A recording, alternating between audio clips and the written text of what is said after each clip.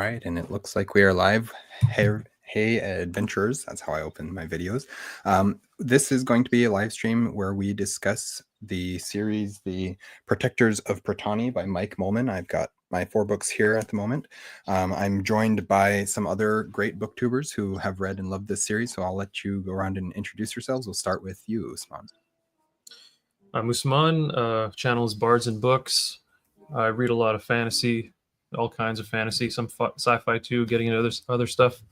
But yeah, big fan of the Protectors of Pretanni series. The first 3 books here, and I mean, I love druids, so that's what drew me into this to begin with. I'm like, oh man, a book about druids, series about druids, and yeah, I love the story, so I'm a big fan.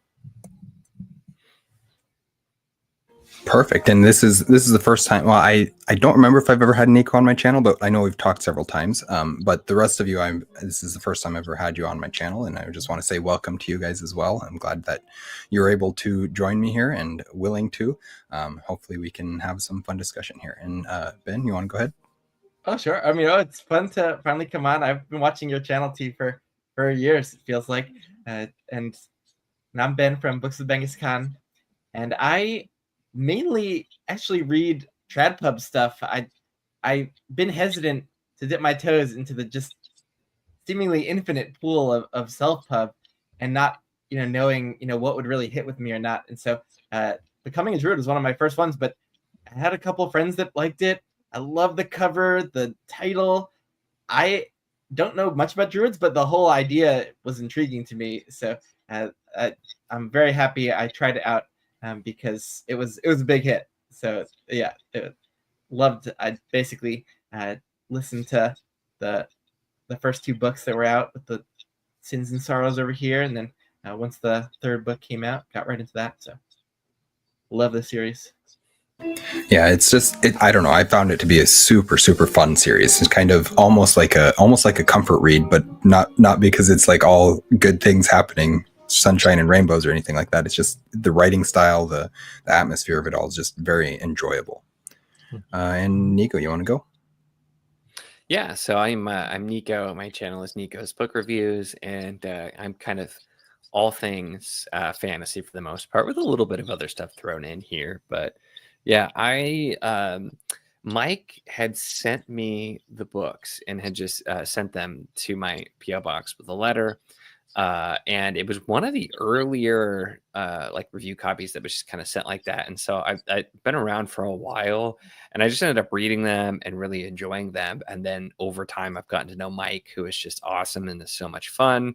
And so I've read, I haven't read his new book quite yet, although I'm hoping to get to it soon. But I've read, I think, everything else that he's done, and just yeah, he's a really great guy. And I was intrigued just by this because it's definitely a bit different than some like the more norm and what's popular with its style. And so I started and have gone through, and then my moniker here is because it's the character named after me that's in Desperate Dispatches, which was such a fun passage as well too. So I was honored to be even included in one of his books. Yeah, absolutely. I don't know. Disparate Dispatches was one of those ones where I went into it. I mean, I obviously you knew what you were getting into from the first 3, but then you go into that one and it's pretty different. Each of the 4 stories that's in it. And that once Nico showed up, I was like, oh no, this is going to be fun. It was just a lot of fun to see you guys in there. So yeah, I guess I could introduce myself as well. I'm T. This is my channel, An Erudite Adventure. I cover mostly fantasy with some sci-fi, quite a bit of historical fiction as well. I came across this series. I actually saw Mike posting about it on one of the Discords, probably at the time Wizardly Duo, which is now Wizardly Enclave. And I just saw him posting about it. I was like, hey, that sounds kind of interesting. So I messaged him about it, and he ended up sending me audiobook for the first one, for Becoming a Druid, which is the first book. And I loved it. Had so much fun with it, and the audiobook narrator is fantastic. I can't think of his name. Maybe one of you guys. James Meunier. Perfect. I don't have it off the top of my head. So James Meunier. And yes, he's very good audiobook narrator and fits this series and this world fantastically. But yeah, so that was my introduction to it, and that's been, I don't know, I'd have to go back and see when I first read Becoming a Druid, because it's been looks like 2023 was when I read it, January of 2023. So it's been 2.5 years since I started the series, and then I just most recently read. I'd done the audiobooks for books 1, 2, and 3, and then when book 4, I guess I could hold up all the books. One, which is Becoming a Druid, which we've already seen, and then 2 is Sins and Sorrows, and 3 is To Speak with Elders. And then when book 4 came out, there wasn't an audiobook immediately, and I don't believe there still is one. So I went and I had the physical book. I think maybe he sent me the physical book as well, or I bought it. I don't remember, one of the two. And either way, I ended up reading the ebook on that one, because I needed another ebook to read at the time, and it was available. And so I was like, all right, let's do that one. And it was a really good experience reading the ebook as well. I had a lot of fun doing an ebook, because like I mentioned, I'd done the audiobooks for the first 3. And so I wanted to see what the experience would be like in a different format, and see if I would still have as much fun as I did. And I did. It was very enjoyable going through the ebooks as well. So yeah, I can't talk. I guess, do any of you guys have any more thoughts on just like your experience of reading the series at all? Yeah. Go for it. It's fine. Go for it. Okay. Well, I really like the first person narrative. I think it works well with Mollman's writing style. And like I said, I just really love Druid. So that's what drew me to it. And I think the biggest takeaway I had from the series was, for me, like his writing, it feels like a classic in the sense of his like more traditional type of storytelling, where, you know, he the big grand telling it to like a audience around a campfire orally or what have you, like that whole kind of feel. It just felt so rich in that regard, but also with like a more modern writing style, obviously. So I think that combination just really had me loving the series and the story overall. And like I said, he writes really good first person, so those are the things I loved most, I'd say. And there's such a strong sense of voice with that first person narrator, Grami. That was really what drew me in so quickly and immersively. Like, Grami just felt so fully formed, such a strong personality. And I will be curious if I connect to Mollman's writing as much without the audiobook, because Meunier is a superb narrator. It's just, he has this really interesting accent and cadence that I found kind of just comforting and just very immersive in the way he's telling the story. And the voice for Grami, just I so believed him as Grami. And Mike actually found Meunier because of the accent. Like, I think he looked for specific like southwestern England dialects to match where Grami was in the kind of Dartmoor area. If I don't know my British geography too well, but it's an accent you don't hear too much in terms of like, you know, the typical British audiobook accents of like Simon Vance and the more posh style upper crust British accent. So that was really cool. And I just got so swept into the audiobook. It was just feeling fresh and surprising to me at every turn. Like, immediately, Grami is like, you know, slightly older. It's like, we don't get too many protagonists that are kind of like, you know, in this like late 20s, early 30s stage where he's like, you know, normally it's teenagers or like maybe the gruff middle-aged character, but like, it's cool to be able to like relate to Grami, like not fitting in society, not succeeding like according to his mentor, and him butting heads with his mentor in the first few pages. It's like, wow, this is not the traditional like mentor tale with the, you know, bright-eyed, bushy-tailed kind of, you know, teenage protagonist. Like, something else is going on here, and it was just immediately gripping that way, and continued to surprise me throughout this book and the next book. But especially this book remains really fresh in my memory from a couple years ago. I can really pick out kind of like a lot of moments from this book in a way that I can't do as well with the second novel, To Speak with Elders. Like, that's not as clear in my memory from a couple years ago, because this book really just made a really big impact for me. Oh yeah. I always love the story because that is such a fun way to find a narrator where he's just like, I realized I can actually really get specific with the kind of accent, and so it's a fun way to do it. But I have so originally way back when he sent me paperbacks, and so I've read some paperbacks, some ebooks, some audio, and then hardcover, and so I have like the whole mix of reading experiences. But yeah, it was for me, it was just something I really liked, and I think it's one of the things that's kind of cool about self-pub because like this series feels like it could have easily been something that was published in the 80s. And not in a way like it feels dated. It's kind of that style, that like adventure fantasy, that really classic fantasy kind of inspired thing, and with some of that different storytelling.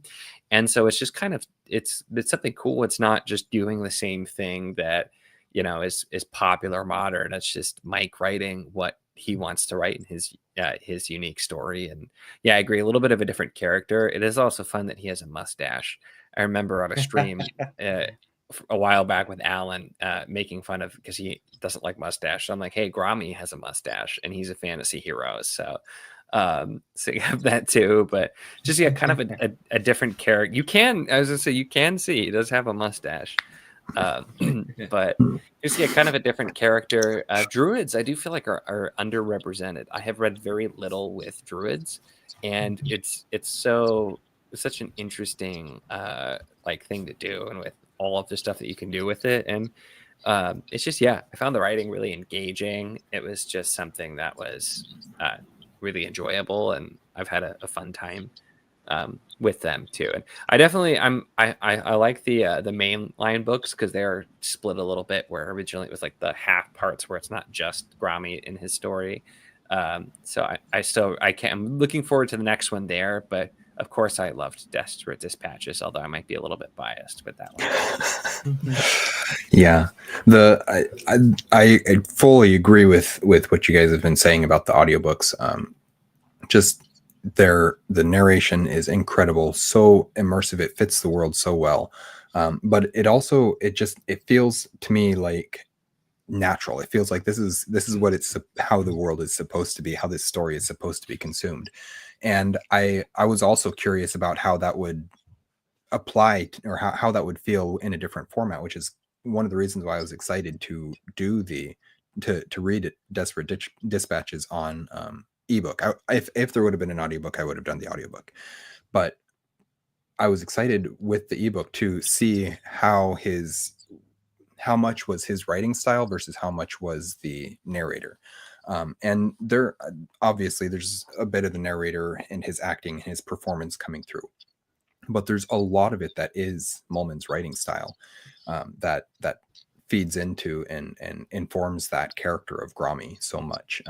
It's not just the narrator. I just feel like the narrator brings that out so strongly. So that was cool for me to see.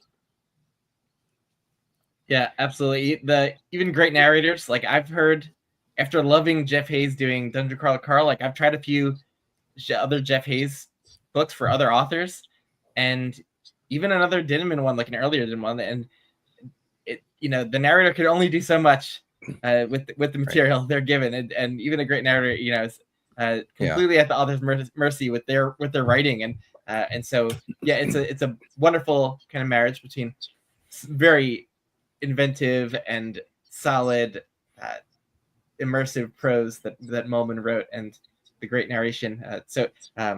But the character itself, Grommy, is such an interesting character. Like I love this kind of complex, multifaceted character, which is not like immediately fully likable in all different ways, but like getting insight into his POV, I think it's easier to like empathize and to be on Grommy's side, because you see that he has this like sensitive side. He loves communing with animals and nature, and then just kind of has no tolerance for putting up with any just crap from other people or stupidity or and butts heads with people, and then so there's like all this interpersonal conflict, and he's not able to play like social games, and it's just a really interesting character I don't see too often.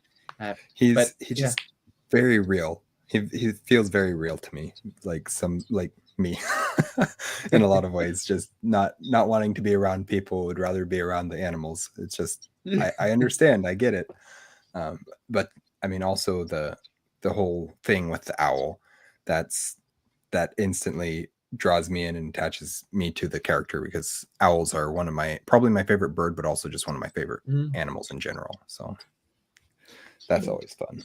Yeah, it's cool that although I am a barn owl fan and not a tawny owl fan. But to be a great Harrison. what do they call them in here? The animal shapeshifter. What do they call that ability? Animorph, isn't it? Animorphing. Yeah. Animorphing. To be a great animorph, you have to really understand. You have to be like truly like close to that animal or understand it. And I love that aspect, that it's it's not just kind of like a really easy kind of magical gimmick, but right, really plays into Grami's personality, and it's something that it's very special that he can kind of do it. Much more so than most other druids. Yeah. What was really cool is one of the coolest parts is learning how druid training is, like which animal to transform into for which instance, or like what benefits they have and when to use it. It's really cool. Yeah, it's a really interesting mixture of a soft magic system with some pretty hard rules in a lot of ways, and with the I mean, we see characters getting stuck as animals and stuff like that throughout the series, and why that would be, and just he brings in these consequences to the magic, even though it's still a soft magic system. You can do pretty much whatever you want with it, and that's a really interesting combination, and I feel like it works really well. Also, the fact that it is druidic, and were his moments inspired by the myths of the druids that we have in the history and stuff like that. But he also, there's not a ton known about that, and so he just kind of does his own thing at the same time, and makes for a really interesting blend of fantasy and history. And it is set in a not medieval, but a fantasy version of England and British Isles and stuff like that, and it works really well. His manner for combining all those aspects, but still telling and focusing on an interesting story, I feel is really well done. And what are all the different types of magic that the druid? I really loved seeing the different druid kind of groups, and meeting those different kinds of leaders of the different groups, and the cultures that are, and the social dynamics of different groups. I know that there was the animorphing. There was kind of like a lot of weather magic going on too, which is really cool because you just don't see that too often in fantasy.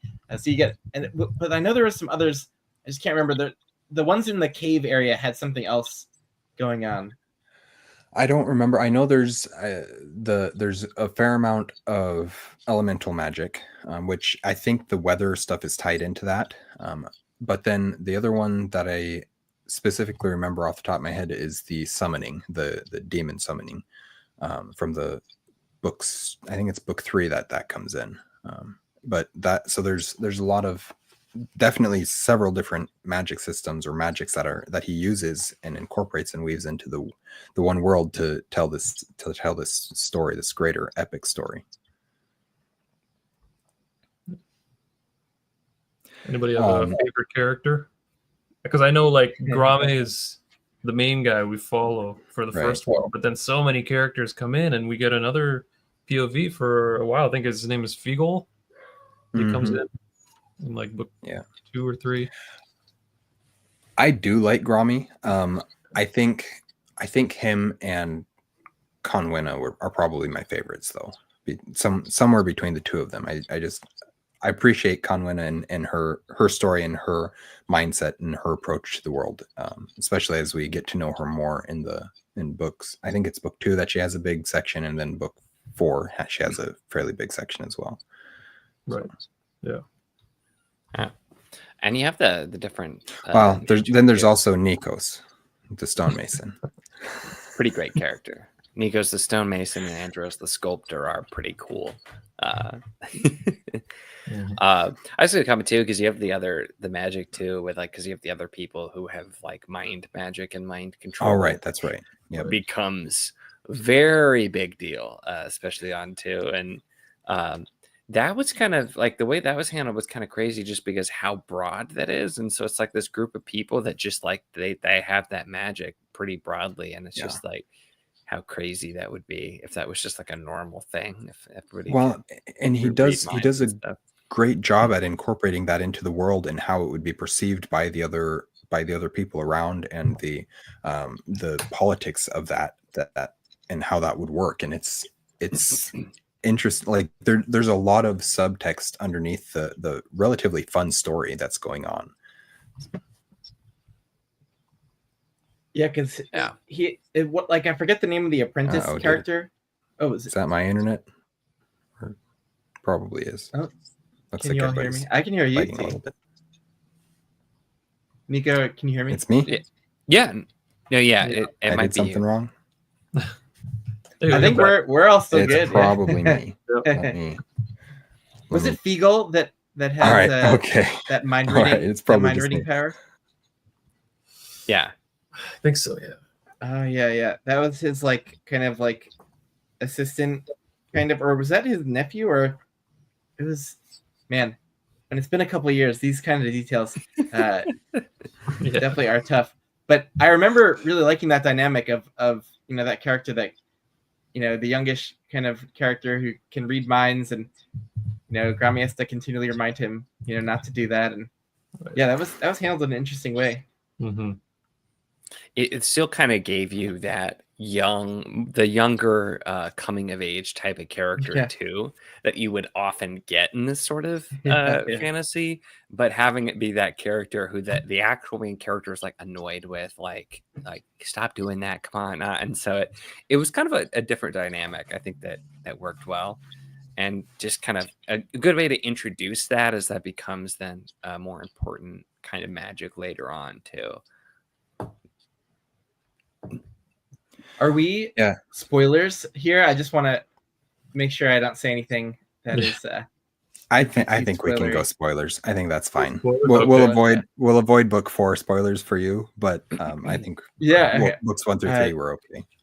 So in book 1, Becoming a Druid, I liked the dynamic with Boswen, kind of his druid mentor that gives him his kind of druid quest, and to it, having it culminate where Grami needs to basically fight him, and does he kill him at the end? Because Boswen was basically doing this thing that would be harmful to the animals of the area, and Grami wasn't having any of it, and then it ended up being all part of Boswen's plan to because he was sick and dying anyway, and so it kind of all worked out. But that was a really intense kind of way that it was ending, and I wasn't really sure what was going on, and I was upset, just like Grami was, about what Boswen was seemingly doing, and wow, that was a really intense kind of climactic ending, and I just really respected Mollman going there, and then but to pull back and see oh, okay,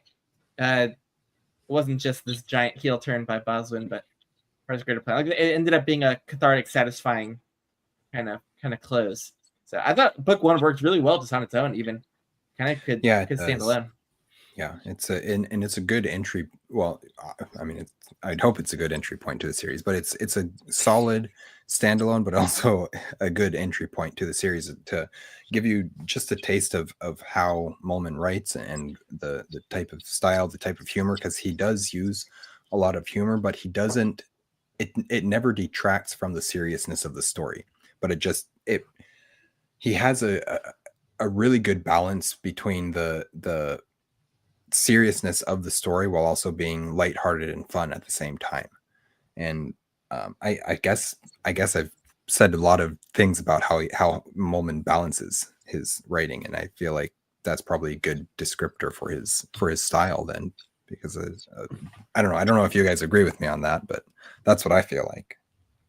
Yeah, he doesn't shy away from those dark moments, and that's what I really like, because I don't know how much, it probably took a lot of research to write about this kind of culture, the Celtic culture and druids and all that, but yeah, it's like a traditional way of, I don't know, a traditional way of telling a story, and obviously you can't like shy away from all aspects of it. So, I'm sure like you read something now and you're like, wow, it's incredibly dark. I can't even comprehend that. But then back in the day, it's like it might just be a normal thing, Hmm. So yeah.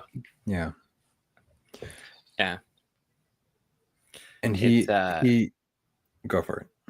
I oh, got sorry. to process and build my thought anyways. So go ahead. Oh, no worries. Well, that's where, yeah, that's why I mentioned earlier. This feels like firmly 80s fantasy to me, is kind of where I put the feel, just because um I've had fun exploring like different decades and talking, but kind of just that style where it's almost casually dark in some ways, in like a realistic Mhm. way. And I do feel like sometimes nowadays you either like people want it to be like cozy, no darkness at all, or like the really dark, the grim dark, and Mhm. nihilism and this and that. And so this is more the style of like, hey, it's a real story. Sometimes dark things are going to happen, but it's balanced with like the humor and the heart, and so it just gives that feel. And the book one especially feels like just that really fun adventure fantasy where, like, you have some things along the way.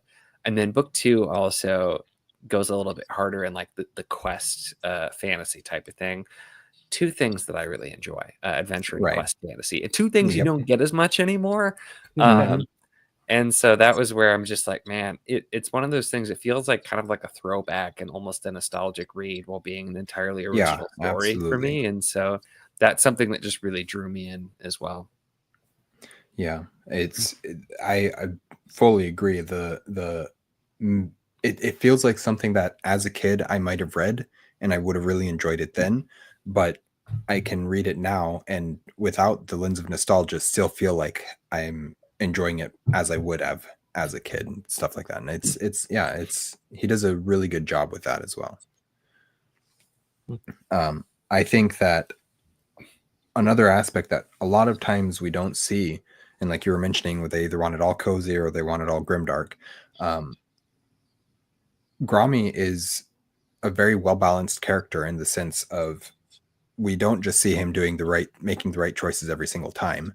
He makes a lot of mistakes and causes a lot of issues, but it's never done in a way that is designed to make the story dark or horrible. It's just like this is the consequence of an action, or he doesn't fully think through something, and it's very realistic in that way, and in a way that oftentimes I don't feel like we see even in the more realistic, darker fantasy stuff. And I feel like he does a really good job at bringing all that into the story while maintaining the fact that it is a story and ultimately just supposed to be for fun. So, Oh yeah. Yeah, I'm right there with everything you all have been saying. I also just love the Grommy biting kind of internal monologue and end dialogue combined. Like, I love when you get a character who's like can be very critical in their internal monologue and hold back a little bit in terms of like what they say. Sometimes not everything that they're thinking inside. Like I love when writers give some of that. Like Joe Abercrombie, very famous for lots of that. And with like a really clever character who's pretty judgmental, and you just get a lot of really like hard hitting kind of moments of internal monologue or even dialogue because he's not afraid to say stuff out loud. So you kind of get it both with Grammy, and that that humor comes in through those like biting bits of judgment or like truth in the internal monologue. Like it's not like a barrel of laughs. Like it's not like satire or kind of an overly kind of humorous read, but it does have like a sense of playfulness to it that is nice to from time to time throughout. So that I like all sorts of fantasy reads and ones that are fully kind of serious.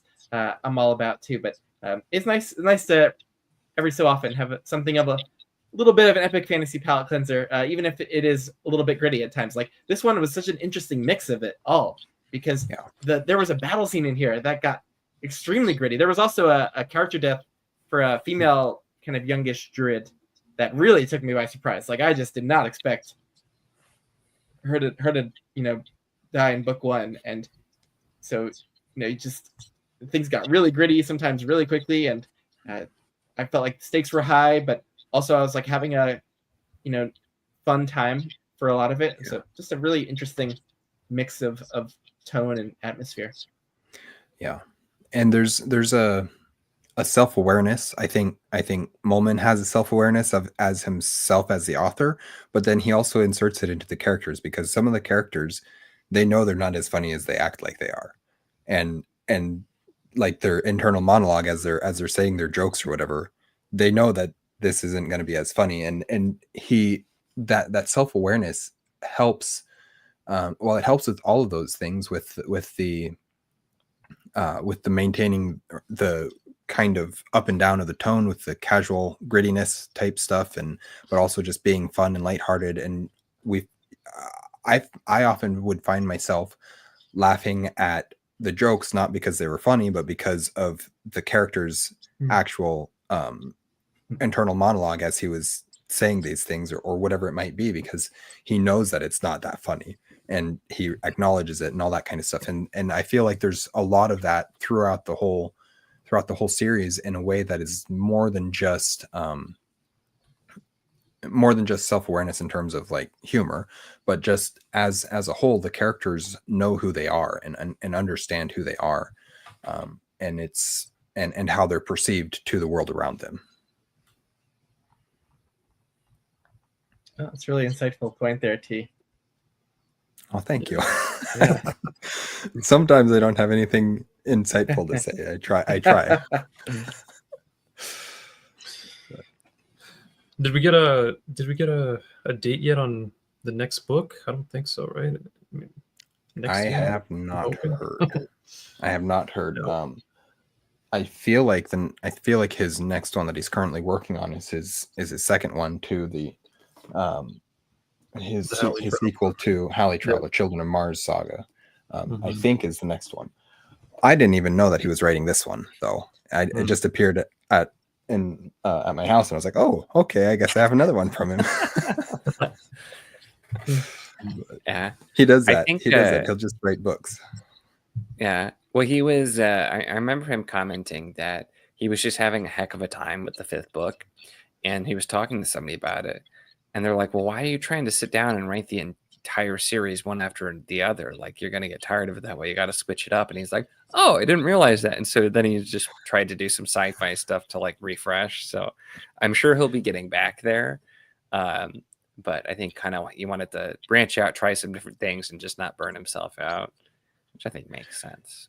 That's he's fair. Such an interesting author, because most people wouldn't look at him and say, "Oh, you're a sci-fi fantasy author."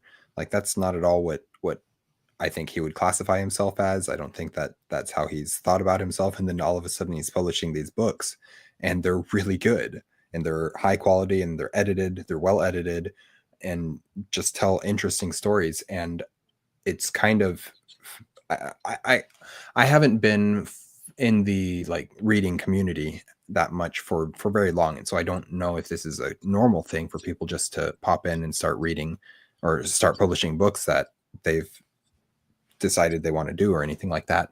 But it seems very surprising in a lot of ways to me, in the way that he approached it. But I like that. I like that he was able to tell such a interesting and fun story, or one that I feel is interesting and fun. He is, I feel like, a slightly unique case, because you definitely get like a lot of people who are like, I always wanted to write a novel, and I worked on it for many, many years. Mike, as he talks about it, it's almost like he makes it sound like he just stumbled into it. Yeah. You know, and so he's very humble about it, and just kind of, just tried to write about things that he thought were interesting and different. And there's a lot of variety with like the indie self-pub kind of scene. Yeah. So I've not read as much as some, but I've done a fair bit, and I've done review copies for quite a few years now. And so I've seen some that are like, really, really, really good. I've seen some that are really, really bad, and so it's always kind of nice when you just find that author. And yeah, Mike's one of those authors that from reading his stuff, I always enjoy it, and he's just great. So I'll check out all of his stuff and add to that list. But yeah, this was I remember just picking it up and being like, oh, this does sound kind of interesting. So let's see what it's about. And then I'm like, this is really good. Yeah, I really enjoyed it. And this was an earlier one for me. So Yeah, kind of just a hidden gem, unexpected surprise type thing. It doesn't hurt that he has just like an incredible cover artist, Right. and going with the design choice, and on top of like the amazing audiobook narrator. But like, I might not have tried out the audiobook if the cover didn't catch my attention. And I also ordered like this hardcover initially because I love like a naked hardcover style with really cool cover art like this. So I just love being able to read from a hardcover like this and see that art right on it, instead of the more traditional, style where you have to take off the dust jacket and you're reading from just like cardboard inside. But so it didn't hurt that he like, he went the extra mile to make sure, it looked great. And I think he had his writing friend Ro probably edit. I think so. The Bald and Balding duo, and so he had some good eyes on it too. And then I think it is a very unique hit. Like because I think he was a fan of fantasy for like his whole life reading wise. So I think he'd been imbibing lots of fantasy stories. Right. He just hadn't been doing like the whole like writing as a hobby until he decided he wanted to have a go at it. And so yeah, it really is pretty cool that on his first go he was able to produce something that really, for me who reads mostly trad pub stuff, didn't feel out of place with, in terms of quality. Yeah, I feel like the naked hardcover thing has really grown on me, because I was never much for, or like I just hadn't done that many, but like Mike's are the Book of Estea, the Reeve North books. Those are naked hardcovers that I really like, and I've got several more around. I'm blanking on what most of them are now, but there is something about it. The just having like you have your hardcover, you still get your art. And I've seen some that do both, but I don't know. Yeah, there is something about a naked hardcover that is just very appealing. Yeah. Also, the little transparency that he did in these like special things that he sent to people. That's a really cool touch too. Like the cover art in here on the transparency, like little touches. And we mailed stuff like doing it with wax seals and Oh, okay, so the transparency, sorry, is behind the title page. So, or it's just in front it's a good picture. Like as a whole, he makes a good product in and of itself, just as a book. And then obviously what's contained inside, the story that's contained inside, the quality of it, the editing, the fact that I've only read only physically, or I read the one, but with that, I didn't find very many like grammatical issues. I didn't find very much editing or anything like that. And that's impressive. That's one of the biggest things that you do catch with self-pub. Not that means that the story is bad, but it is something that I often notice more than I would in traditional published stuff, although I have caught plenty of typos and stuff and trad pub stuff as well. But yeah, when I catch them in trad pub, I just time enough. No. When I catch them in trad pub stuff, I just get infuriated because I know like people who are literally paid to do that for like a career level are like did not give it the attention it needed, or they couldn't catch it. So I get infuriated but with self-pub, I know they don't have the resources, so it's less that I get angry if I see that, but more like it just takes me out. And so the more the more times I'm taken out of my just kind of immersion of the story, the harder it is just to get in, stay immersed, and to be just lost in it, and to not be like trying to have the analytical brain turned on and looking for things. Like I just completely want to be immersed and lost in it. That's the goal for my reading hobby these days. So I mean, with the audiobook, it's just with the narrator like Meunier, it's just so easy. I've been waiting for a while, hoping that he's gonna, release that audiobook, because if I love a narrator, I don't want to miss out on like anything that they narrate that might be up my alley. Like I want to have that experience, because Meunier is not a widely popular narrator, and so like I'm just hoping and praying that we get more Meunier audiobooks. Like maybe not for this like collection just for dispatches, but maybe for the next mainline novel we'll get audio. But I need more of that narration. It's so immersive. But yeah, I'm sure even in print it's probably fine. Did anyone do it like Becoming a Druid or To Speak with Elders, like mainly by print? Yeah, I did all print. I didn't listen to the audiobooks. All print for me. So. What did you think of the actual like print version? You find it was polished and high quality? Or? Oh, yeah. Surprisingly, and I'm looking at your guys' copy. I think you have like gloss on yours. Mine is matte. It's mine is like it says first edition. So I don't know if that has anything to do with it, but yeah, the quality is there still. So I really enjoyed that. And you're right, it does. You guys keep making me check my books now. It takes me out of the experience too if I find that kind of stuff. So yeah, I was very impressed. I know. I got my hardcovers when he did the Kickstarter for the fourth one, so they probably are not original. Yeah. Originally, there was only the paperbacks, but I read, I think book 1 and 2 physical, and then I did the audio for the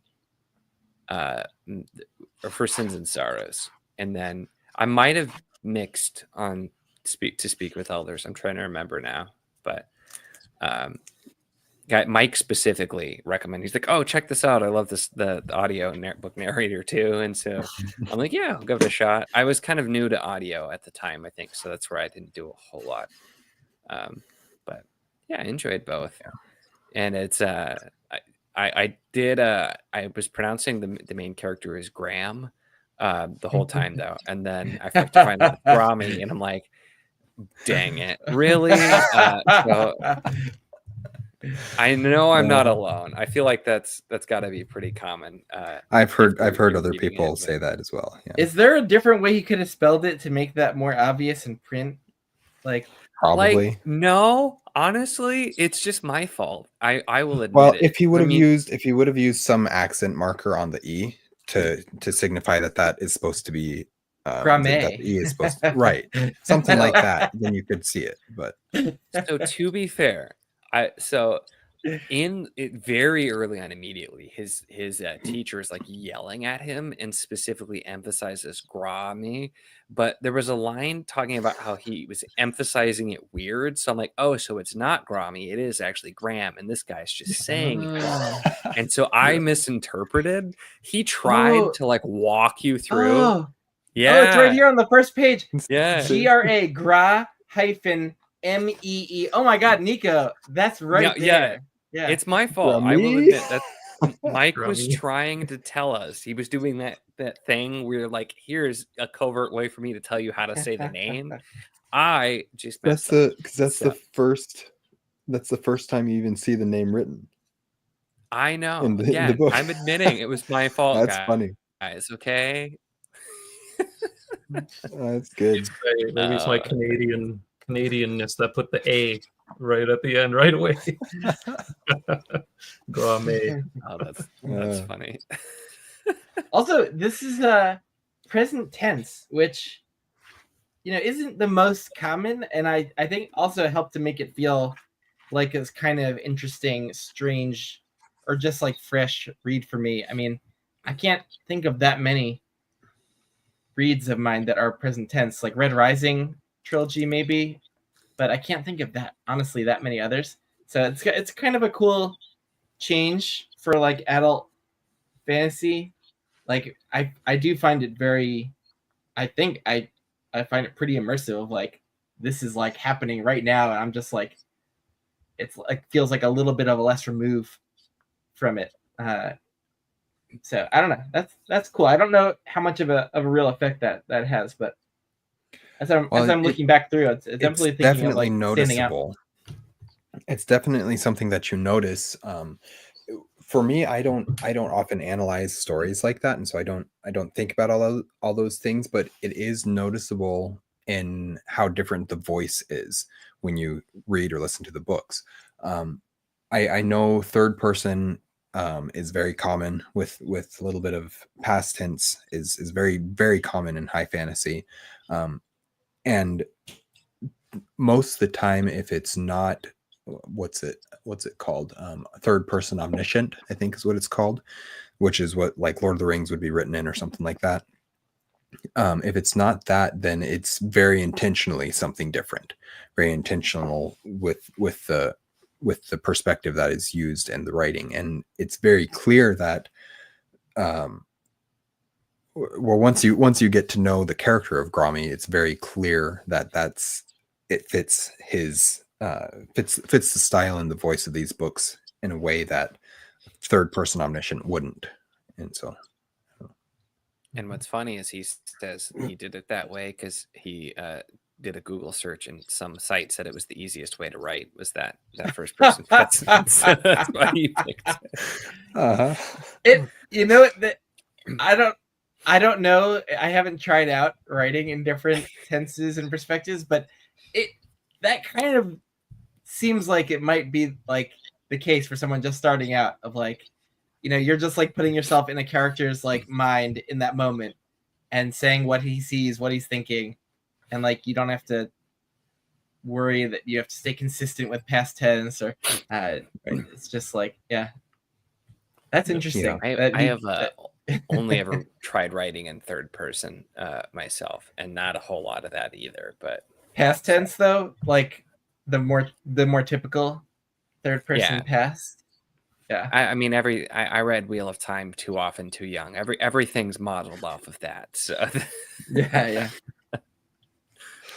Yeah, it's interesting because as you talk to him or as you hear him talk about his story and the way that he writes in his writing process, he's very clearly, he almost does things just for the sake of not doing what everybody else does, and somehow it works, and it works well, and I don't know. I've really enjoyed him. I think I made the comment one time, or maybe he made it on one of my videos or something, about how the whole is greater than the sum of its parts.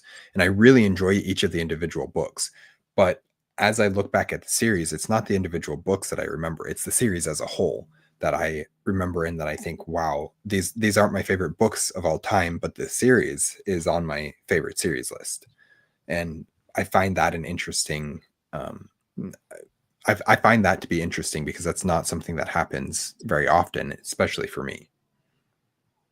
Yeah, that's a good point, and I feel the same. Yeah, it's a fun series, and it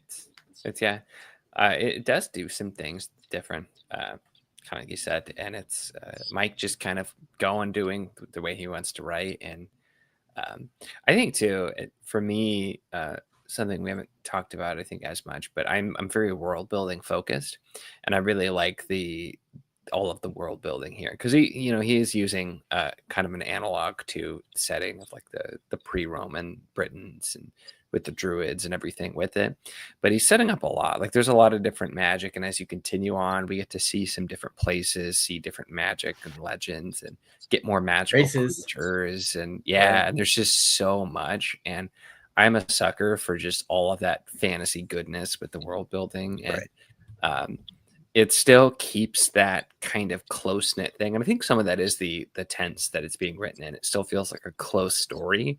even though there's all kinds of additional stuff being added in and looked at. And yeah, it does feel like it's fun building time. to something. It does feel like it's building to something pretty huge and epic. Like, to go from like a very personal, quest story to then like opening up to like, huge world-shaking stakes and big factions at play. Like, that's pretty cool that, he's trying to open it up and build out everything and the world, like exponentially as he goes. Like, I love the ambition of that, and also just the fantasy creativity aspects of it. Just letting the imagination run wild and going on a fun adventure. There's nothing like it. Other realistic fiction genres like that hews so close to our reality are like just missing out on so many fun types of storytelling that Mollman's just leveraging to the hilt for this series. So yeah, I'm right with you, Nico, on that. So I believe it's supposed to be a 7-book series, if I remember correctly, which means we're already over halfway through it. But as you were mentioning, we have seen how much has changed from that first book, which feels very small, very, very personal, very small scale. But then already in book 3. So I guess we could talk about the way that he's formatted this series, where book 1 is a novel that tells the story from start to end. Book 2 is a collection of short story or of novellas, where that kind of just help to fill in the pieces of what's going on in the world around. Book 3 then gets back to that novel format and back to that main storyline. In book 4, it was once again short or novellas that help flesh out the world, help inform some of the things that are going on, so that he doesn't have to address those directly in the next main novel. And I think that he's planning to keep that format for the rest of the series, which means we're not very far from the end. Realistically, we're 2 books from the end of the series, with just that third one as a fleshing out book. And that's an interesting place to be with a series like this, because there's a lot that has to happen, but there's so much that has happened, and we're very clearly, very directly leading towards that massive end goal of the series. It's also the one problem I have with being in the middle of an epic fantasy series is like so much about it is like about the slow gradual buildup and long-term arcs and the details of minor characters and the world. And I usually get so much payoff from a straight binge of a series and being able to read everything back to back to back. And so like if I with the getting one downside of getting to a series that's only a couple books into 7 books is it's been a few years since we all read Becoming a Druid and maybe some of the other books, and so like when that next book drops, like it's going to be hard for me to get back into it. So yeah, the question is like, ooh, do I reread everything for this new release, or then but then will I do the same thing for the last release if there's a big gap between there, or like do I just wait until that final book is out? And so those are the quandaries of being an epic fantasy series reader. Yeah. One of the other things about this series that I'm very impressed by is I'm a huge proponent of the author telling the story that they want to tell. And that's so clear in this series that's exactly what Mollman is doing. It's not following the trope. It's not tropes. It's not following the trends of today. It's not doing anything that probably at the moment trad publishers would be like, yes, we want that series. But he's just telling the story that he wants to tell, and it's done in such a clear manner, done in such a well-written and a well-told story that I appreciate it so much, because it's very clear that it's exactly what he wants it to be, with very little interference. I'm sure his editor does help him and help him trim down some of this stuff, but it's very clear that this is the story that he wants to tell. And I really appreciate seeing that.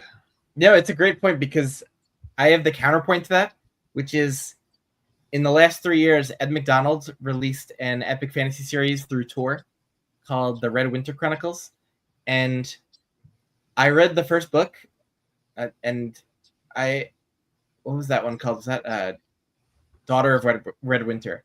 And I thought, I was like, ooh, I'm really into it. I was very immersed. I thought it was like really creative, interesting world building, deep, multifaceted character work going on. Like I was into it, and then just got less into it by the second book, and was really disappointed by the trilogy finale. And they're all kind of slim, but I found out after that it just didn't feel like it was all fleshed out enough. And I found out after, by looking at interviews online, that McDonald, his idea for the series was like 7 books, but the publisher wanted him to do it as a trilogy. And so he cut out so much of this story, his actual vision for it.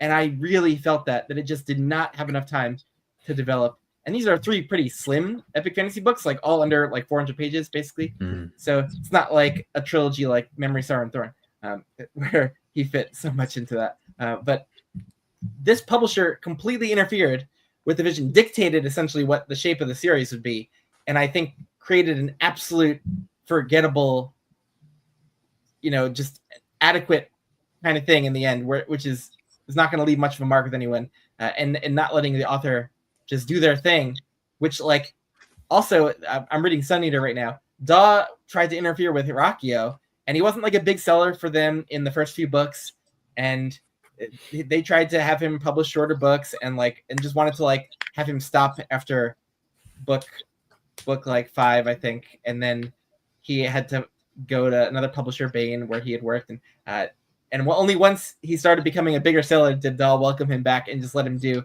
the books he wanted to do.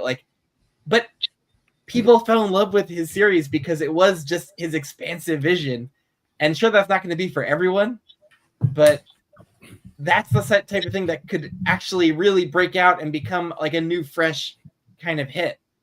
And the publishers interfering is just it boggles my mind that they think that is worth the effort to do, and get in the way of artistic vision. It's so, yeah, amen on your point, T, because it is like the major, huge, just ginormous benefit of being in self-pub is you have that freedom. Of course, the downside is you might not have access to some of like the expertise in developmental editing and things, but apparently from what we hear about the publishing industry, like that expertise is falling by the wayside, and as like the older generation of sci-fi publishers and editors is kind of retiring or passing away, and so if there's not even that big benefit of TradPub, then it's mainly just like a gatekeeper at this point. Right. Well, one of the things that I have seen just in general regarding the culture of today, especially among Gen Z, is our desire for authenticity. And I feel like we see that, we meaning me, I'm part of Gen Z. I see that. I was going to say, I think you're alone there, bud. But yes, I see that desire for authenticity, and I think that's part of what makes me want to support authors telling the story that they have, or creatives creating the vision that they have, rather than it being interfered with, whether that be by a movie studio, or by a publisher, or whatever it might be.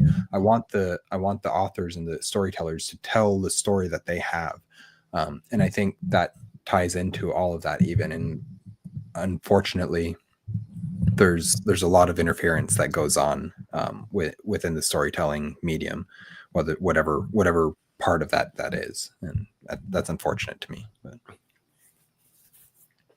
Yeah. I just thought it was funny that Ben used Red Winter as an example, because that's the book that got me in trouble with Tor, because they sent me a physical arc of it and I didn't like it. And then they never responded to me ever again about anything. Yeah, I was on their naughty list, which made it funnier because then Kate Elliott got me an arc of her new book anyway. And when I reached out to them, they're like, "Yeah, you can request it on NetGalley," and I'm like, "Yeah, I did like 2.5 months ago, and somehow didn't get approved." And then magically, I got approved for it. That is nuts to me that they would actually go out of their way to like register our people being positive on these arcs, and you're good to go on some naughty list like that type of pettiness that boggles the mind for me. You'd think they'd be too busy or just be above that kind of behavior. I mean, I can't. They probably want to prioritize people that are giving them good reviews. I can get that, but it was. I thought it was funny. I went from being they reached out to me, and to then they start rejecting my just ebook requests after that. Oh my God, we have the man himself. Wow. Yes, The man, the myth, the legend. I'm glad you could join us. I didn't I think I mentioned, well, I might have mentioned this backstage before we started, but I forgot to invite you until today. So Okay. yeah, I'm glad that you could join, even though we're just about to. No, I'm just kidding. But no, thank you. I'm mostly just want to say thank you for writing this series, because it's been very enjoyable to me as a reader, and I've had a ton of fun with it. So Yeah. I was going to Cool. joke. Have you read this series, Mike? Not in a long time. Couple years, and I'm about to hear about it, I think, from somebody at least, if I don't start going back to fantasy. yeah.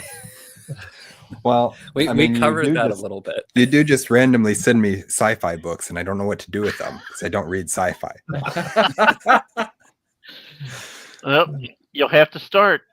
I will. I need to. I'm excited for them. I just haven't. I need to find the time. Yeah, has the break from Pretanni, has it been getting the inspiration flowing to get back into Pretanni? Did the break do the trick? So I would have said yes, but then I wrote Proxima Station, and that is the shiny thing that is all encompassing. And I know what the first 7 books in that series are going to be now. And I'm going to channel my inner Joe Byrne and see how many books I can make it in the series. Of course, they're novellas, so they're short. Right. But Still, it's good. No, I'm excited. We talked about it for a while there. The writing style of Pretanni is just so immersive. It's very immersive, and it's very fun to just see the balance you have between all the different aspects, the humor, the seriousness, the characters, the fact that they're not perfect people. They make mistakes, they make decisions that have consequences, but they're also just trying to be people, trying to live their lives, doing the things that they have to do. And just the balance that you have with all of it is very impressive to me as a reader, as somebody studying who likes to pay attention to storytelling and see how authors tell their stories. And then that mixed with the authenticity and the very clear, you're telling the story that you want to tell. Those things just make me love the series so much. well, I mean, I didn't take English in college. I don't know why. I'm still expecting someone to knock on my door and say, "You are unqualified. You must stop." My only qualification is that I read a lot in my teens and 20s, and then I kind of quit in the 30s. I kind of picked it back up, but I don't know. The one thing that when it happened, I was so angry at Nico when he's like, "Mike writes 80s styles fantasy, but with a modern voice." And I'm like, "Don't tell him my writing is 40 years out." But I mean, it's absolutely accurate. I mean, I read a gazillion of the Dragonlance and Forgotten Realms books. And I mean, so that's kind of where I think my style comes from, is because that's what I've read. So that's what I'm. Mike, what's so funny is that I have not read a single like kind of Dragonlance or kind of Drist book. Like I came to fantasy kind of pretty late in my reading life. Like kind of in 2018, I started trying to get into fantasy, and it was mostly more like 21st century modern fantasy stuff. And so coming to becoming a druid, it felt so fresh to me. Like I never read any type of quest fantasy like it. And so for me, it was basically revolutionary in my fantasy reading life.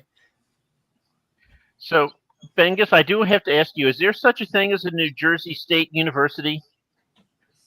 Oh, I mean, it's not called that, but Rutgers is a big one, and we got lots of less famous ones. Yeah. Because I was like, I'm going to put in New Jersey. I was like, who do I know in New Jersey? Oh, Bengus. Yes, he's going to be a professor there for the Proxima Centauri or Proxima Station. I was like, yep. So I'd like to do that. And I will. I mean, Rutgers is our big famous one. Yep. So.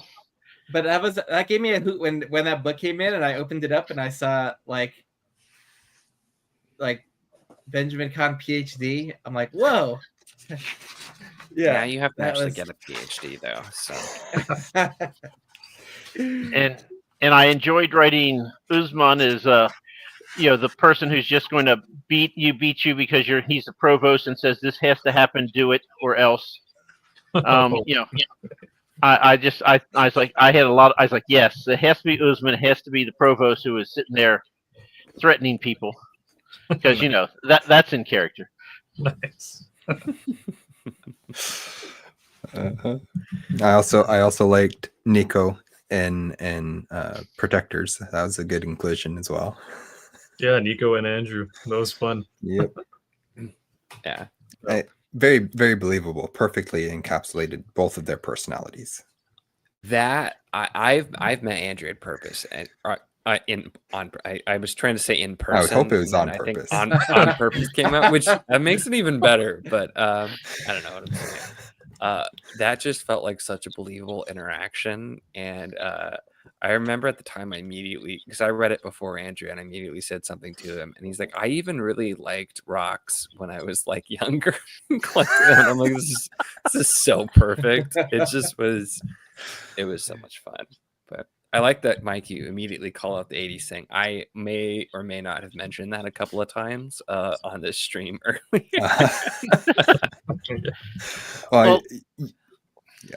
You also always call out how I talk about how much of a mess it is in your way of publishing it. With book 1 and then book 1 or book 2 being 1.5 and then book 3 being book 2. And I did mention that in the stream as well. Yep. Yeah. The whole publishing thing I have not got down. I mean, even after the debacle of Pretanni book numbering, Haley Traveler, there's an extra chapter, duplicate chapter in there. Proxima Station, I just found out that the proofreader said the Erudite is one of the alien races, and she said, well, you don't capitalize the H in human, so I'm not going to capitalize these. So she put them all lowercase, and I was like, no, I'm going to do uppercase. So I did, and I didn't. So I put Erudite. I did not put the space, and so acceleration has ERATI in it. So in the middle of acceleration, the E is capitalized, and like 8 times throughout the book, I'm like, gee, I cannot publish a clean book to save my life.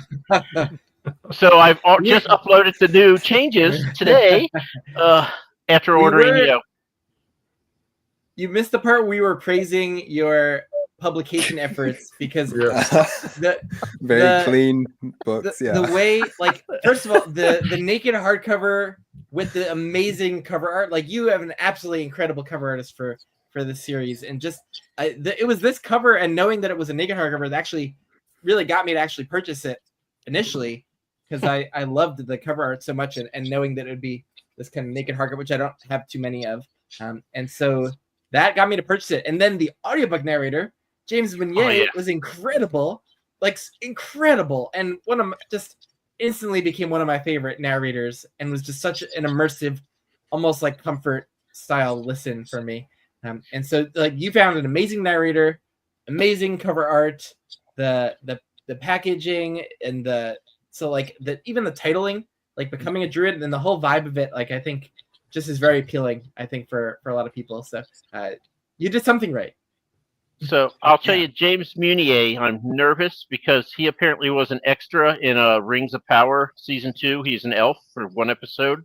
So I'm assuming he got killed. Now I have to watch it to see if I can pick him out.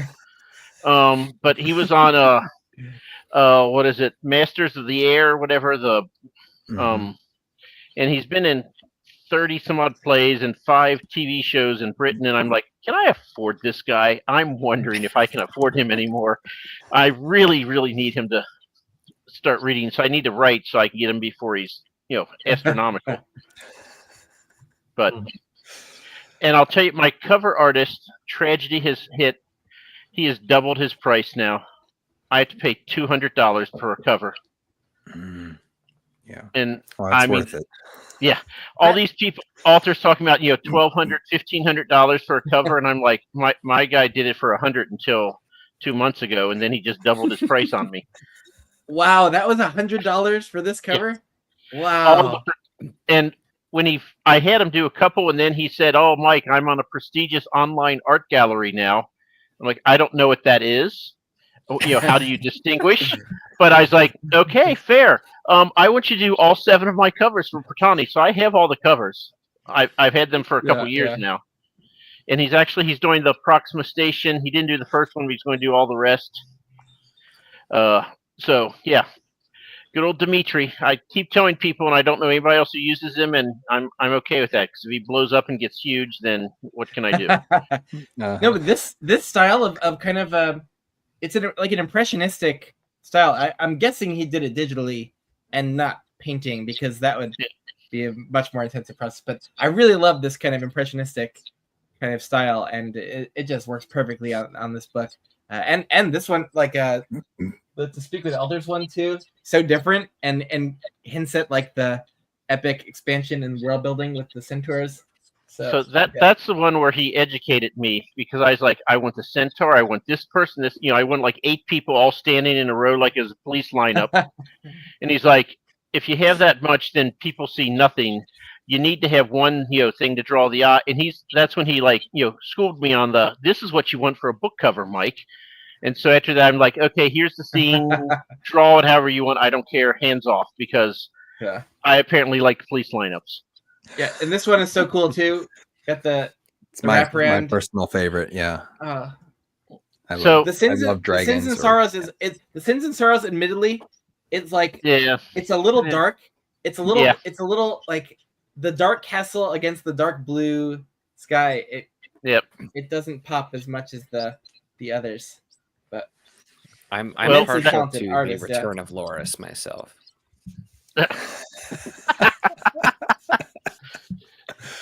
Me too. I can't wait till that comes out, and they'll say, "Who is that young guy who plays Loris?" By the time I get to it, but I'll tell you, the dragon there on Desperate Dispatches is directly because I had 18 different people ask me, "Are there dragons in your series?" And I'm like, okay, fine. There wasn't going to be, but I will put it. It'll be 5 pages in one book, and then I'm going to put the dragon on the cover, because then you'll think that there's dragons throughout, and I don't have to lie to you. So you're telling me what I need to do is ask you, are there elves in your series? No, I would kill them all. I hate elves.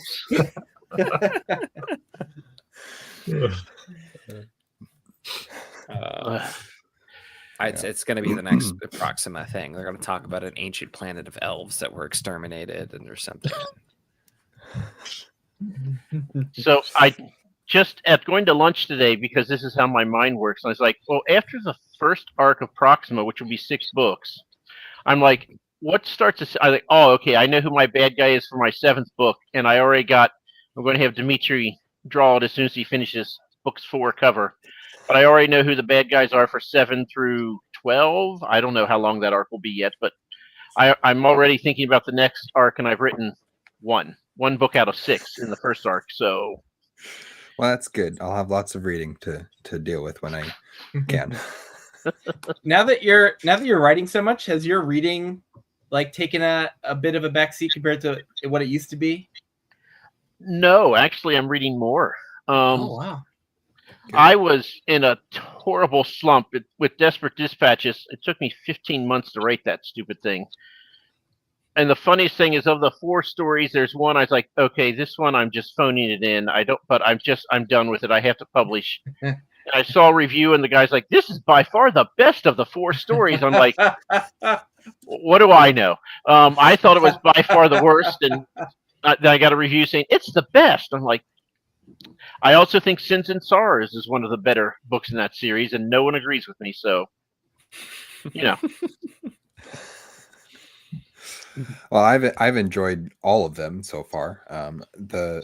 I listened to the first 3 on audio, and then I read the Protectors on ebook, and I was very impressed that the voice that comes through in the audiobooks also comes through in the ebook as well. And that's something that I was curious about, to see if it was all just the narrator, or if how much of it was actually you. And I was very pleasantly surprised to find that it not surprised as in like I wasn't expecting it, but surprised that it actually how much was you as the author, and not just a performance adding way more than was originally there. oh no, he adds way more than. Oh, he does. He's great. He's fantastic. But the one piece of advice I got for audio is a guy who, he's like, Mike, I listened to about 30 some odd voice actors. I just kept listening. He goes, in the 31st one, I just got chills because that was my main character's voice that I heard in my head. He goes, and I was just listening to it. And I just got chills. He goes, so don't settle. Wait until you get the voice that you're hearing in your head, which was lucky because there's only 2 people who could do that accent of all the people who, on audiobook, and both of them were good, but he was just phenomenal. And I was like, okay, let's hope we can afford you. So for the first 3 books I could. Yeah. Well, hopefully people will buy more of them so that you can afford them. That's always the goal. Yeah. I am trying very hard. I was going to get Haley done this year, but the narrator backed out.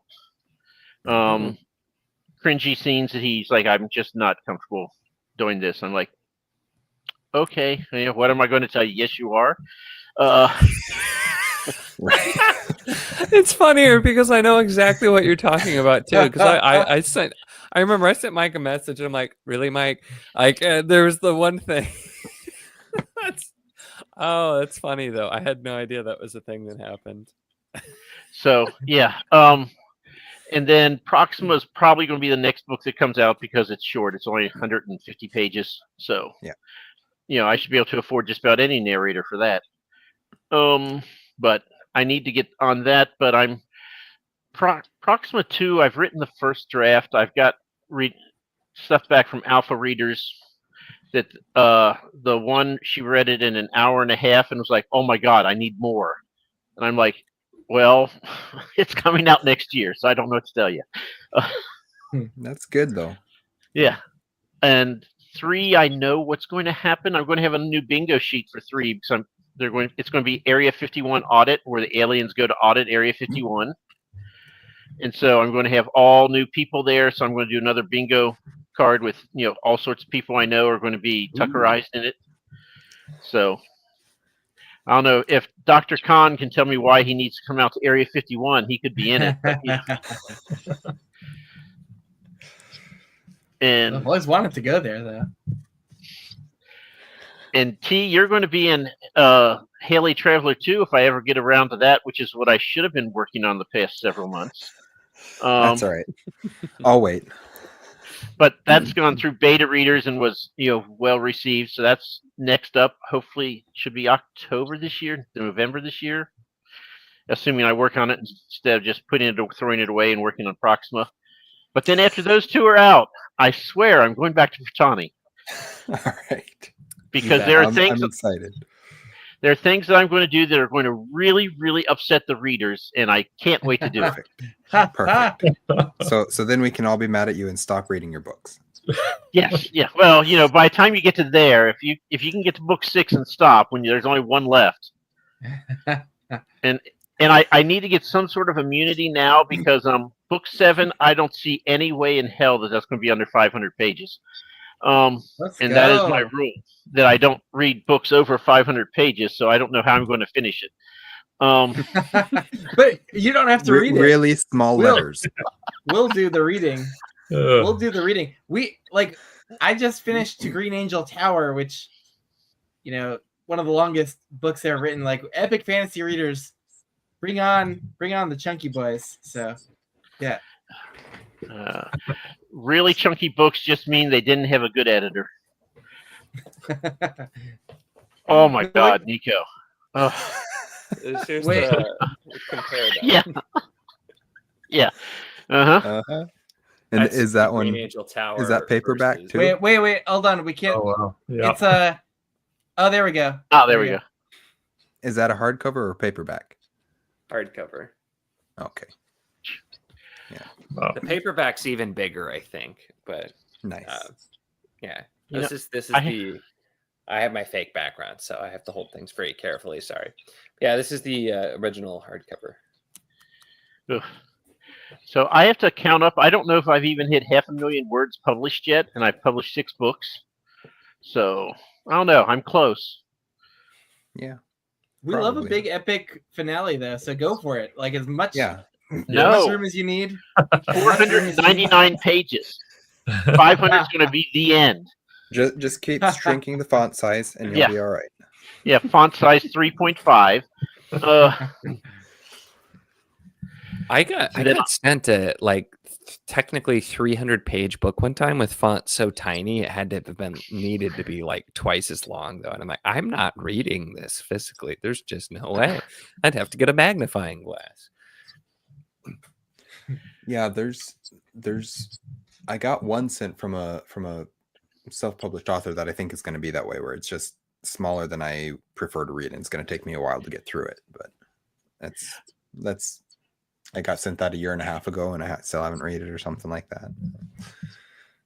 I should not. Is it lit RPG? No, it's not. Oh, I don't think so. It's Tome of Heron by. Oh, okay, that's the other one.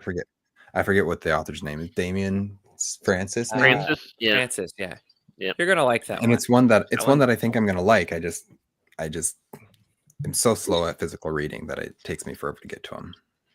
I bought the ebook. That one was also, the print was too small. Although he's I think he's doing a new version of it. Okay. I think. I need to find out more about that. But I read that one a while back. So, Nico, I don't know if it's happened to you or any of you guys, but I finally had an author who we're going to have on the show, and he's like, "Okay, feel free to buy any of my books that you want, so you can hold up when you interview me." And I was like, "Thanks. Ooh. I will feel free to do that sometime after snowballs are in hell." No names, but yeah, that finally happened. We've done like 250 shows, and that finally happened. Someone said, "Feel free to buy my books and then display them when you interview me." And I'm like, "Hey, I'll keep that in mind." That's hilarious. Yeah, I only hold up your books because you sent them to me. Oh, I know. I do. If I have the books, I definitely will try to, for sure. display them. But yeah, I've never had anybody suggest that. Yeah, I have had a it's couple wild. many years ago. I had somebody be like, "Hey, do you want to buy my book and review it?" And I'm like, "No." Uh-huh.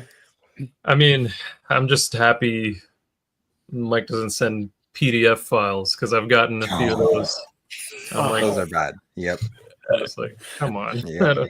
Yeah, it's at least EPUB or nothing is fine. Mhm. See, and I was have always had told. people tell me. Oh, go ahead, Mike. I was just going to say, I was always told never send the PDF because that's easy to rip off, and you'll get people selling your stuff. So always send the Dang. EPUB. But no one ever rips off my stuff anyway, so I kind of feel left out.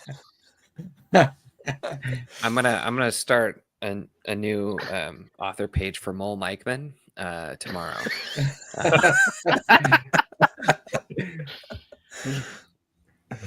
Uh-huh. Mike, Oh, are you man. reading? You said you're reading a lot more these days. Does that tend to be a lot of like self-pub? Because you interview on your channel like a lot of self-pub authors, or I see you kind of are in the self-pub kind of social scene. Are you like? Is it a lot of self-pub that you're reading these days, or is it kind of a mix? It's mostly self-pub, although and Andrew actually gave me grief for this a little bit, but my absolute favorite fantasy trilogy is I forget the name of it. It's the one with Janny Wirtz and Raymond E. Feist, the Empire Rift War The Saga. Empire. Yeah, the Empire. Yeah, absolutely my favorite. I read it like 30 years ago, so I read the first two, and I was like, "Yep, still holds up. Still my favorite all-time series." So I'm probably going to read the third one here, but other than that, I try to do indie. I just read. Oh, the guy who Pretty sure book 3 is over 500 pages, Mike. I know they get me that way. The first book is not, and I'm hooked. Just like Matt Dinneman, I've read all the but the last Dungeon Crawler Carl, and I'm like, they're getting too long. But now I'm invested. What do I do? Man. The more the better. If you like it, if you like what the author's putting out, like for me, the thicker the better. The more time I can spend in the world, the better. But I know what you mean. Like the big books, like there's just a different psychological effect of like, you know, what it's like to get into it initially. But in the small books, it's so pleasing to get through more books quickly. But I'm curious, like in your diving into all the self-pub in recent years, like what are some of your favorites that have come out of this revitalized reading life? I just finished last week the one by C.K. Kesterson, Heroes of Valhalla, which is a Norse retelling of Ragnarok, except for Odin is a human. There are no gods. Thor is a human. They're just very big and very capable warriors, but they're not gods. Fenrir is, Loki's child, but again, human, not a wolf. Very interesting retelling. I really liked it. He has written 2 more books, a novella and a novel, but those aren't on audio, so I don't know when I'll get to those, because pretty much when I say I read, I just listen to it in the car in my 35-minute commute. So, and I am reading, Van Aff. What is it? The Heroes of Van Aff by, oh, shoot. I have my phone here. Which is pretty good. I'm interested. Now, I got to interview the guy because I saw Depths of Van Aff by Brady Hunsaker. And I saw an interview he's on, and he basically has this whole like D&D world map, and he's like, "Okay, mailer list people, where should we go next? Where is the next story?" And he like lets them vote, and he's like, "Okay, you want me to go there? That's where I'll write the next story." And I'm asked Roy, he's like, "Would you do that?" He goes, "Oh no, they'll get what I write, and that's it." I'm like, "Exactly. Us bitter old men, we're going to do what we want." So, I mean, that's just so alien to me, but I got to have him on to talk about it and say, why are you crazy like this? And then yell at clouds and, But, yeah. Well, I know, T, you're not the biggest sci-fi, but I found, his name is Adam, because I keep calling him Alex. So it's Adam Fernandez. Vermilion Flames is the first book in the trilogy. Well, you got me with that word, because vermilion is one of my favorite words. Okay. Even though not the color, I just like the word. Then Ash and Dawn is the sequel, and he puts them out on audiobook. They're fantastic. Hopefully, I will be doing a show in Pittsburgh with him in April at the Comic-Con. So, and then if you haven't, I'm sure E.L. Montague has contacted all of you. He's contacted every single person in the indie sphere with his books. They're always good. His latest one, he put me as the villain, and let me tell you, the first scene, I'm flaying someone. Nice. In chapter 1. And then my mom is apparently there, and she's like, "Well, just don't get any blood on the carpet." And then she uses her walker and goes back to whatever it is she's doing. I'm like, so be careful if EL's like, "Hey, I'm going to put you in a book." Just be warned. A lot of people dream of that, though.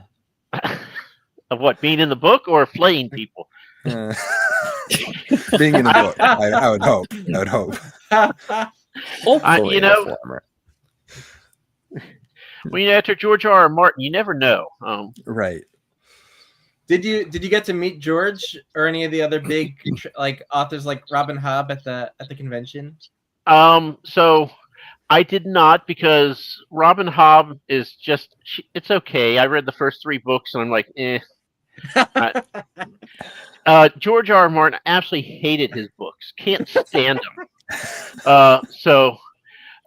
Let's see. Matt Dinneman was there with his bag of weed all weekend long, walking around on the floor. I did not talk to him, although I do like Dungeon Crawler Carl. I did talk to Shauna Lawless, of Gods and Fighting Men, is her first book. Mhm. And she is absolutely wonderful person.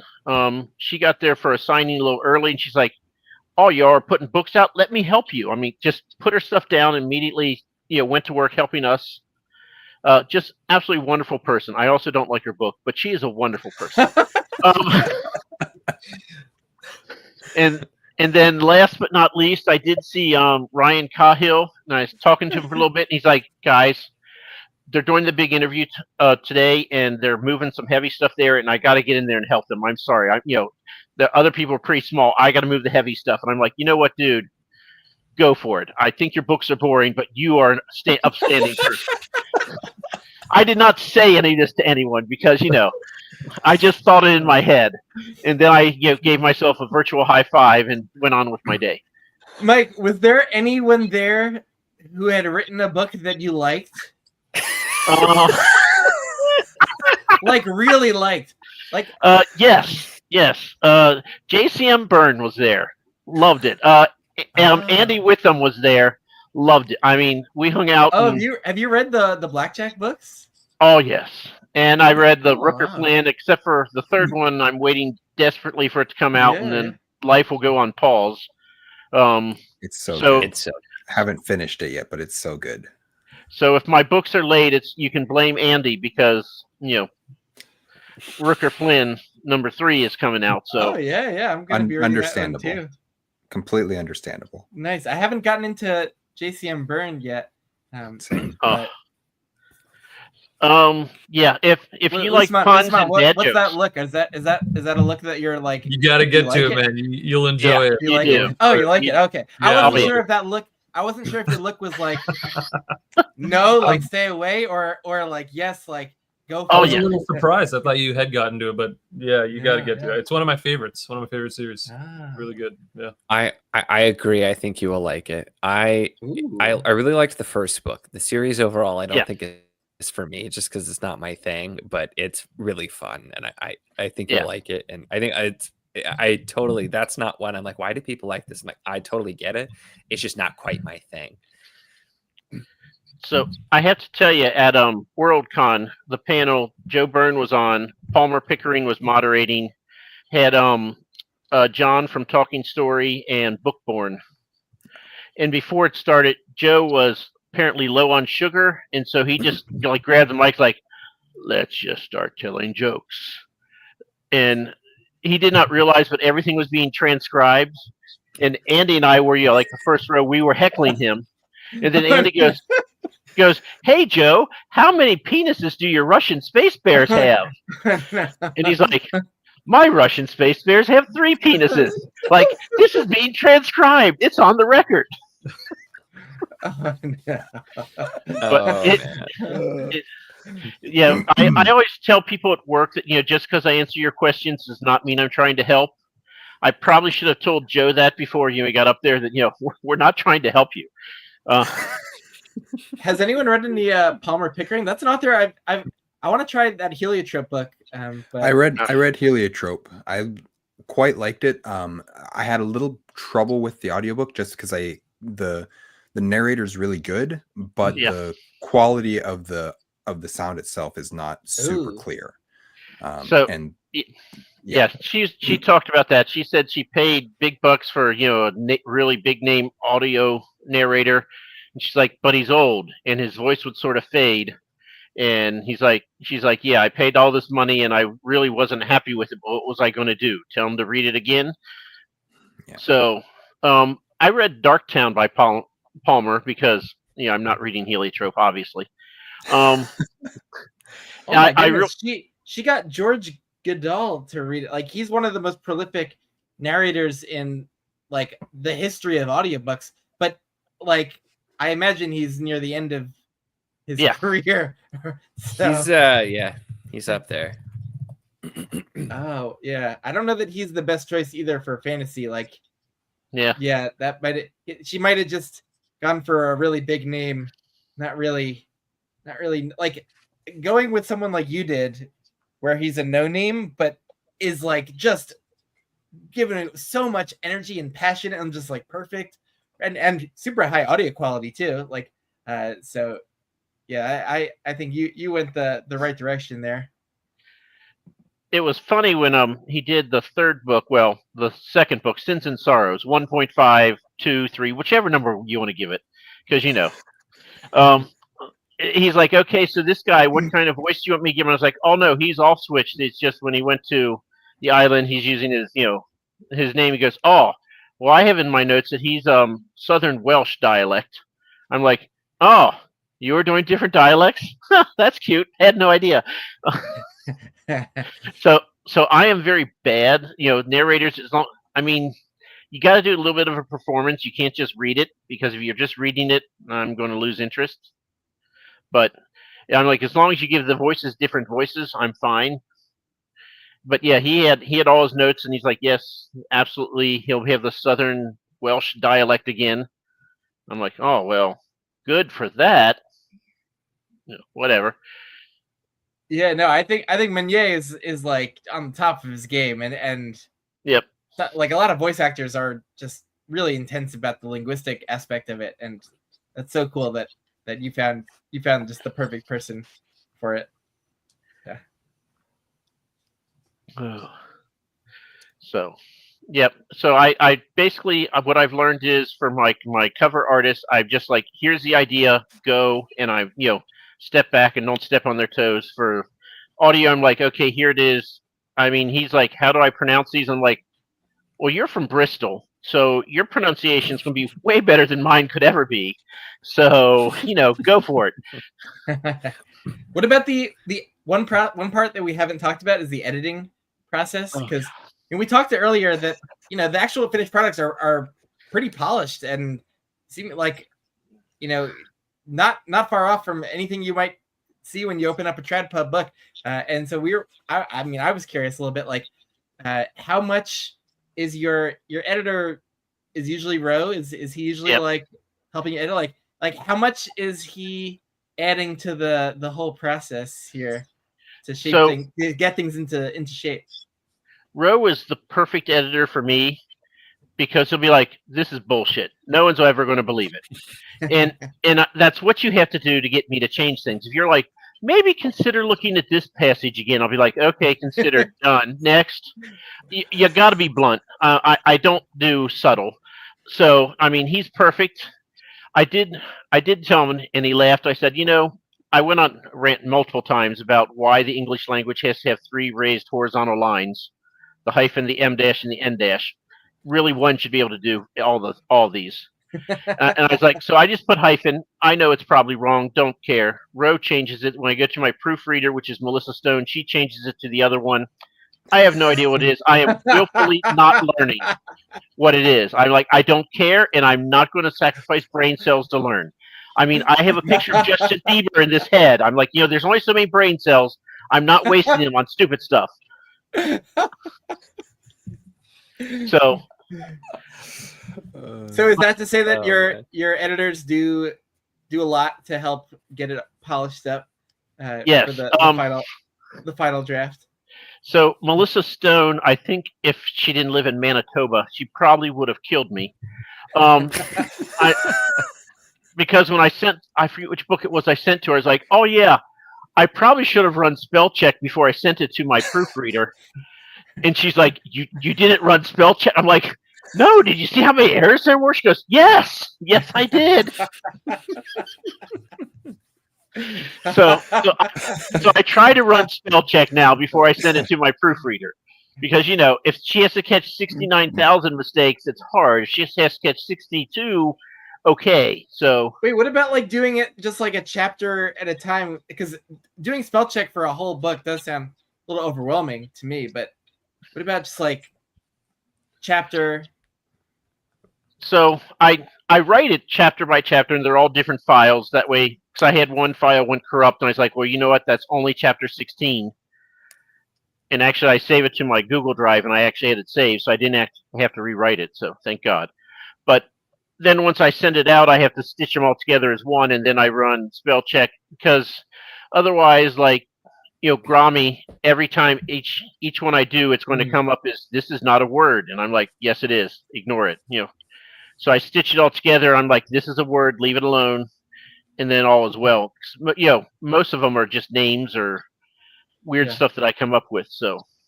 Yeah. So you have to just sort through what's an actual error. That does not sound like fun. No. So all of you should have the first version of Proxima Station, so you can see the capital E just randomly in words. And the reason I found out, I would have absolutely assumed that was your intentional choice of sprucing up the text, like acceleration, like. Yeah, well, apparently I used acceleration like 5 times on one page. And the reason I found out about this was because we were interviewing Amber Toro, who read the book, and she gave me a wonderful review. And she's like, but Mike, I didn't get the in joke about why do you capitalize random E's? And I'm like, yes, the in joke. I'll get back to you on that. Totally. Yes, completely. That's not a mistake. No. So yeah, and I actually at Worldcon, the book hermit, Kristen Schaefer, she brought the hardback Haley Traveler and made me sign chapter 19, which is the duplicate of chapter 18. She's like, no, you have to write a note here on this one, and I'm like, oh God. Did you actually have a table? Like, did you sell books at Worldcon? No. And I forget the guy's name, Cliff somebody, but he had a table. He's selling his 2 books, and apparently he's traditionally published, and his publisher sent about 200 copies of the very same books for the freebie lounge. So the guy's trying to sell books, and there's 200 free ones. And I'm like, I'd be a little upset. Oh, yeah. So, but no, I thought about it. I was like, you know what? I've never gone to a Comic-Con where I just got to enjoy myself. I'm just going to do that. And I mean, I probably met 30 people who I've only talked to virtually. So, talk to Joe Byrne. He's talking about, a party bus at his house. We're all going to hop on and go up to Montreal in 2027. So, yeah, that's what I'm hoping to get to. I'm hoping to get to Montreal in 2027. Yeah, me too. It's only like 10 hours drive for me. But it must have been fun though to just be just kind of enjoy the con and not have to sell. But I think I've seen pictures of you selling at cons where it looks like you're selling your books and lots of other indie books, which seems like a really cool idea, because like usually authors are just selling kind of their own.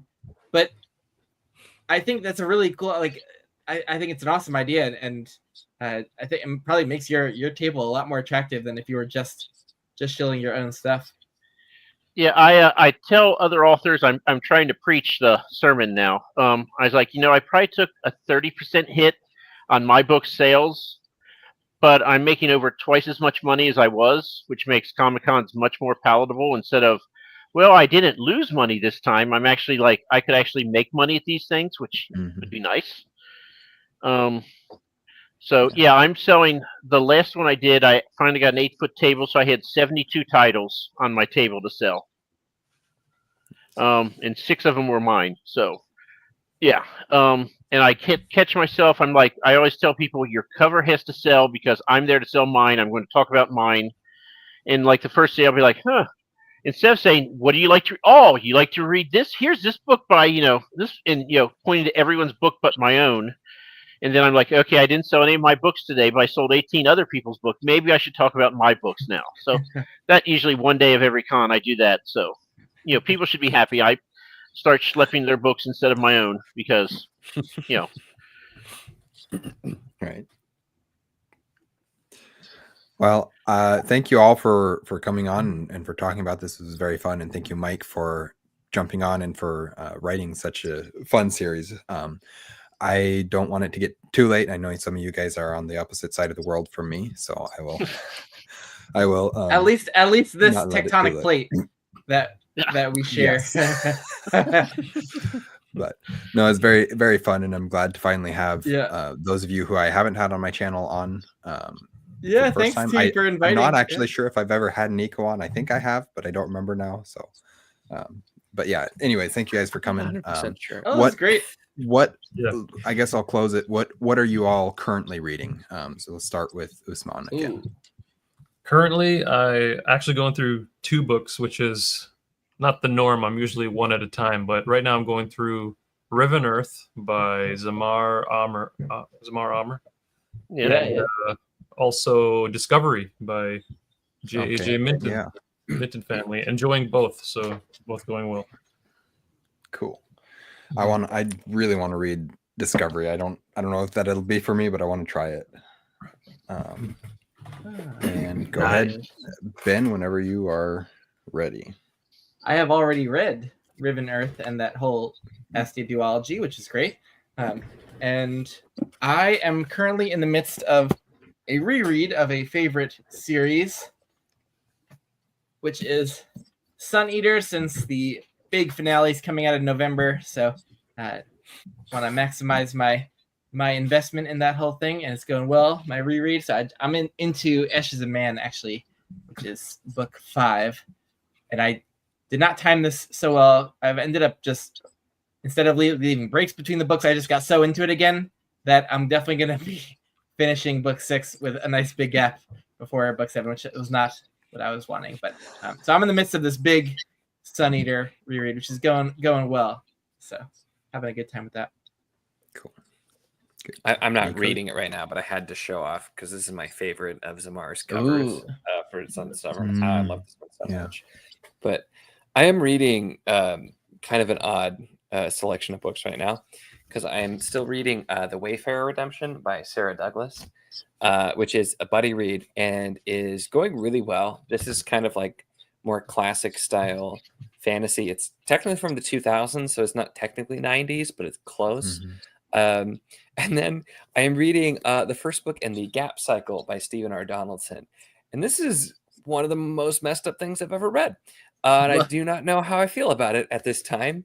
I'm going to have to finish it and see where it's going because I'd heard a lot of stuff about it. And it is real messed up. I just finished reading an R. Scott Baker book, and I feel like this is more messed up.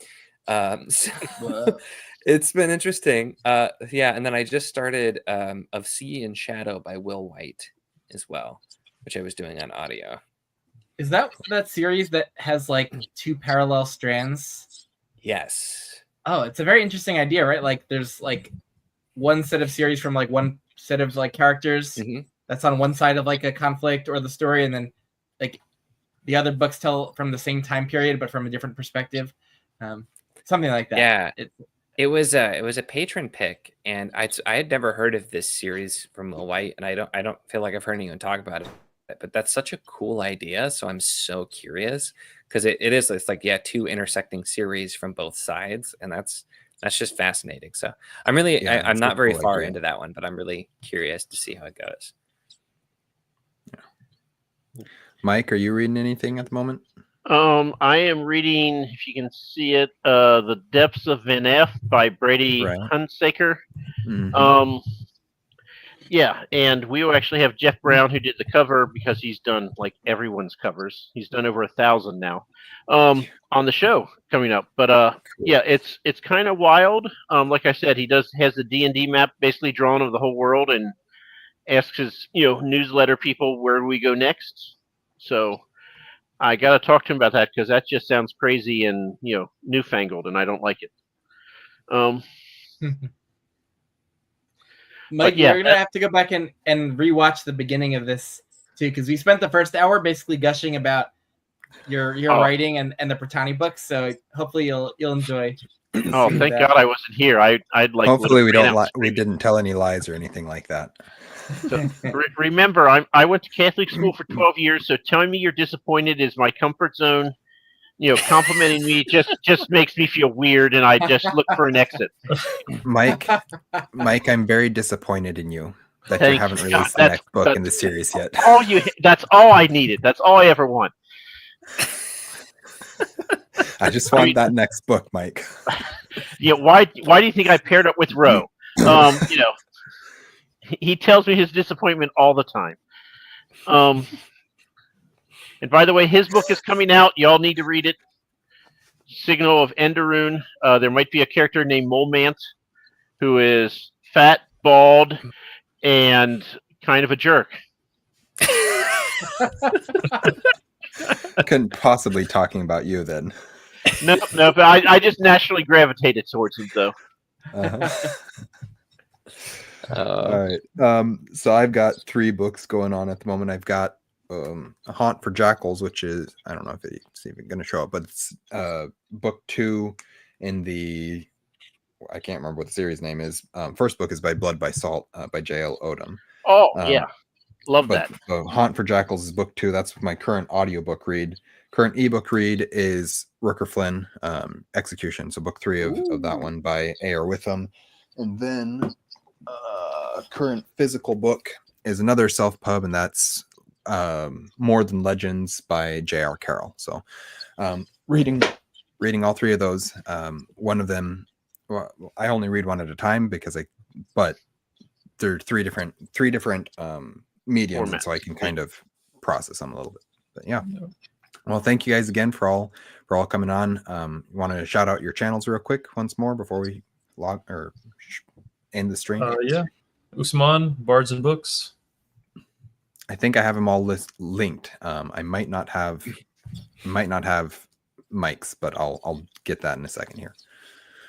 I was gonna say I'll shill Balding for Mike. Oh yeah. Balding. Great interviews you guys do over there. Yeah. Especially the ones I've been on. And I'm Books with Benghis Khan. I'm Benghis of Dartmoor today, but you can find me over at Books with Benghis Khan if you'd like. Oh, and Mike, you're not lying about that cover art for Depths of the Neff. Like, it's a really cool cover. It's really cool. Wow. So Nico. Yeah, sorry. I'm Nico from Nico's Book Reviews, and yeah, you can check me out. But yeah, Balding is full of chaos and is a lot of fun. They've got interviews, creature creation, and all kinds of stuff. I've had the pleasure of being on a couple of times, and it's always absolutely wild. So it's it is. it's a fun time. Just chaos abounds. So I will tell you our secret, which is on Balding. All the prep work takes place once the other person logs in, and we have like 3 minutes before we go live, and we're like, okay, what is it we need to talk about? Tell us now, because we'll ask these questions again in 4 minutes, and that's all the prep we ever do for anyone. So the whole buy my book and hold it. I'm like, I'm not going to read your book. We do like 10 interviews a month, and I read 2 books a month. So Yeah, it's all good. But yeah, we like to be unorganized and just basically be a couple loons, and and we succeed. So. All right. Well, thank you guys. Thank you everybody who watched, especially for you guys who joined me here. And we will see you guys again soon. Stay. It was an erudite